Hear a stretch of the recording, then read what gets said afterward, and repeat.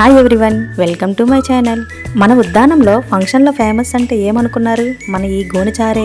అది కూడా దాని రుచి అనేది మనం మాటల్లో చెప్పలేం, అంత టేస్టీగా ఉంటుంది. పుల్ల పుల్లగా, తీయ తీయగా, చాలా టేస్టీగా ఉంటుంది. మరి ఈ చారు విషయం కంటారా? వీటికి రెండు పేర్లతో పిలుస్తారు మా వైపు. గోనుచారు అంటారు, లేదంటే బోజీ చారు కూడా అని అంటారు. ఈ గోనుచారు అనేది వారం రోజుల వరకు పాడవకుండా ఉంటుంది. ఒక రోజు మారే కొద్దీ టేస్ట్ అనేది పెరుగుతూ ఉంటుంది. మరి ఎందుకు లేట్ చేయడం, పదండి ప్రాసెస్లోకి వెళ్ళిపోదాం. ఈ చారు చెయ్యాలి అని అంటే పనసకాయ, మునగాకు పక్కా ఉండాలి. నేను ఇక్కడ 1 కేజీ చింతపండును నానబెట్టుకున్నాను. చింతపండు అనేది మరి పాత చింతపండు కాకుండా టేస్ట్ అనేది బాగుంటుంది, కానీ కొంచెం కలర్ అనేది మారిపోతుంది. అందుకే నేను ఇక్కడ కొత్త చింతపండును తీసుకున్నాను. మీరు చేసే క్వాంటిటీ బట్టి ఇక్కడ చింతపండును వేసుకోవాలి. నేను ఇక్కడ కేజీ చింతపండుతో చేస్తున్నాను. కేజీ చింతపండుకి కేజీ బెల్లం వేసుకోవాలి. అదే కానీ మీరు 1/2 కేజీ చింతపండు వేశారంటే 1/2 కేజీ బెల్లం సమానంగా వేసుకోవాలి. మనం బెల్లం వేసుకున్న తర్వాత అందులోనే కరివేపాకు కూడా వేసుకోవాలి. కరివేపాకు వేసుకున్న తర్వాత అందులోనే మనం ముందుగా క్లీన్ చేసి పెట్టుకున్న మునగాకును కూడా వేసుకోవాలి.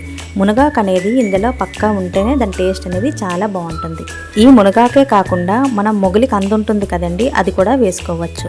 అందులోనే మీరు రెడ్ చిల్లీ పౌడర్ కానీ వేసుకోవచ్చు, కానీ నేను దానికి బదులుగా ఈ ఎండుమిర్చిని పేస్ట్ చేసి వేసుకుంటున్నాను. ఇక్కడ మిర్చి పౌడర్ కానీ ఇది కానీ మీ స్పైసీకి తగ్గట్టుగా వేసుకోండి. వీటి కోసం కావాల్సిన ఐటమ్స్ అయితే అన్నీ ఒక దగ్గర పెట్టుకొని చేస్తే వీటి పని అనేది తొందరగా అవుతుంది. ఆ తర్వాత మనం ముందుగా కట్ చేసి పెట్టుకున్న ఉల్లిపాయలను కూడా అందులోనే వేసుకోవాలి. ఇక్కడ నేను కేజీ చింతపండు కాబట్టి నేను 1/2 కేజీ ఉల్లిపాయల వరకు వేసుకున్నాను. ఇలా ఉల్లిపాయలు వేసుకున్న తర్వాత అందులోనే 3 or 4 టేబుల్ స్పూన్ పసుపు కూడా వేసుకోవాలి. పసుపు అనేది గడిగడికి వేసుకోకుండా ఒక్కసారే ఇందులోనే వేసుకుంటే సరిపోతుంది. పసుపు వేసుకున్న తర్వాత మనం ముందుగానే అల్లం తెల్లుల్లి పేస్ట్ చేసి పెట్టుకోవాలి. మీకు అలా ఇష్టం లేదు అన్నప్పుడు వాటిని కచ్చాపచ్చా దంచుకొనైనా వేసుకోవచ్చు. అల్లం తెల్లుల్లి పేస్ట్ వేసుకున్న తర్వాత అందులోనే కొంచెం గరం మసాలా పౌడర్ కూడా వేసుకోవాలి. మీకు గరం మసాలా పౌడర్ ఇష్టం లేదు అన్నప్పుడు వాటి ప్లేస్లో మీరు కడా మసాలా ఇంట్లోనే ప్రిపేర్ చేసుకున్న మసాలా కూడా వేసుకోవచ్చు. ఇలా మసాలా వేసుకున్న తర్వాత అందులోనే మీ స్పైసీకి తగ్గట్టుగా రెడ్ చిల్లీ పౌడర్ వేసుకోండి. రెడ్ చిల్లీ పౌడర్ అనేది మీ చాయిస్. ఎందుకు అంటారా, ముందుగా మనం ఎండుమిర్చిని కూడా పేస్ట్ చేసి వేసుకున్నాం కదా, రెండూ వేయకుండా ఏదో ఒక్కటి వేసుకున్నా సరిపోతుంది. అందులోనే మనం రిఫైన్డ్ ఆయిల్ కూడా వేసుకోవాలి. ఆయిల్ అనేది మీరు చేసే క్వాంటిటీ బట్టి వేసుకోవచ్చు. మళ్ళీ లాస్ట్కి మనం పోపు వేస్తాం కాబట్టి కొంచెం వేసుకుంటే సరిపోతుంది. నేను ఇక్కడ కొంచెం ఎక్కువ క్వాంటిటీలో చేస్తున్నాం కాబట్టి 1/2 వంతు వేసుకున్నాం. ఇలా ఆయిల్ వేసుకున్న తర్వాత పూర్తిగా కలిసేటట్టుగా కలుపుకోవాలి. మనం కలుపుతుండగానే సగం పాకంలా వచ్చేయాలి, అంటే పూర్తిగా బెల్లం అనేది మెల్ట్ అయిపోయి పాకంలా తయారవ్వాలి. నేను చూపించే విధంగా రావాలి. ఈ గోనుచారు అనేది కొంచెం టైం టేకింగ్ ప్రాసెస్ అని. ఆ తర్వాత అందులోనే గడ్డుప్పు కూడా వేసుకోవాలి. మీకు గడ్డుప్పు అనేది అందుబాటులో లేకపోతే షాపుల్లో దొరికే మనకి నార్మల్ సాల్ట్ అయినా వేసుకోవచ్చు. ఇలా మీ టేస్ట్కి తగ్గట్టుగా సాల్ట్ వేసుకున్న తర్వాత పూర్తిగా కలిసేటట్టుగా మరోసారి కలుపుకోవాలి. ఈ గోనుచారుకి మెయిన్ ప్రాసెస్ అంటే ఇదేని. ఇందులోనే సగం పాకంలా వచ్చి ఇలా తయారవుతుంది. ఇలా తయారైన మిశ్రమాన్ని డైరెక్ట్గా మనం పొయ్యి మీద పెట్టుకోవాలి.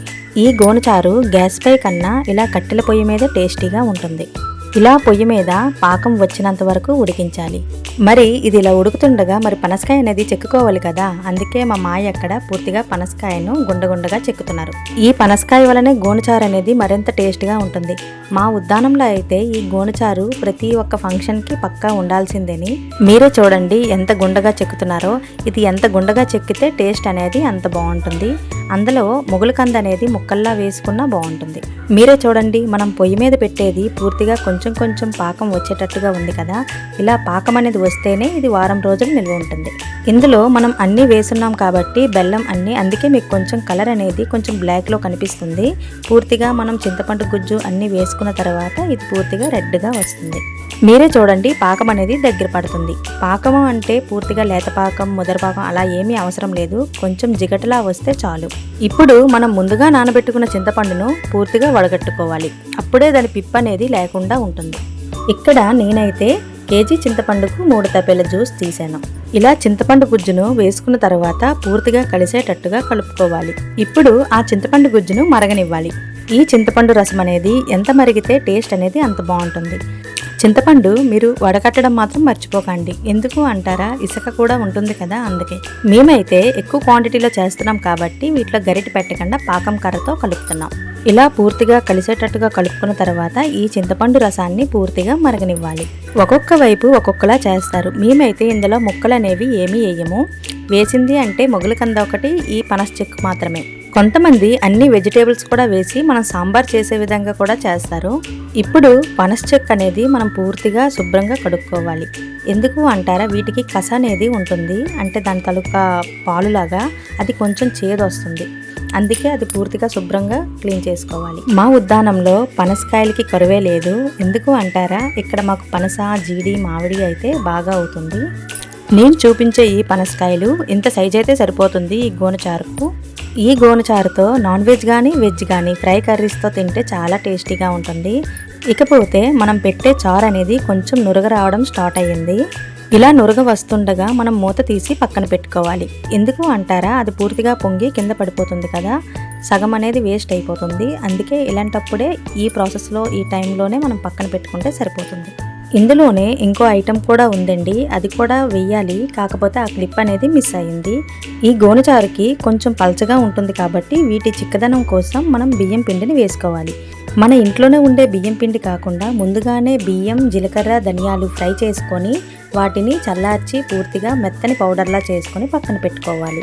ఇప్పుడు ఈ గోనచారు అనేది పూర్తిగా మరగడం స్టార్ట్ అయ్యింది. ఇలా మరిగేటప్పుడు కొంచెం కొంచెంగా కలుపుతూ ఉండాలి, లేదంటే బయటకి ఒలిగిపోతుంది. ఇలా పూర్తిగా పొంగటం స్టార్ట్ అయ్యేటప్పుడు అందులోనే మనం ముందుగా చెక్కి పెట్టుకున్న పనస పొట్టును కూడా వేసుకొని పూర్తిగా కలిసేటట్టుగా కలుపుకోవాలి. ఈ పనస పొట్టును కూడా ఎక్కువసేపు ఉడికించకూడదు, ఎందుకంటే మనం వేసేది కాయ కాబట్టి, అది కూడా లేత కాయ కాబట్టి బేగి ఉడికిపోతుంది. ఇలా పనస చెక్కను వేసిన తర్వాత ఇలా 5 మినిట్స్ మరగనివ్వాలి. పనస చెక్క అనేది ఎక్కువసేపు ఉడకకూడదు, అప్పుడు అంత టేస్ట్ అనేది ఉండదన్నమాట.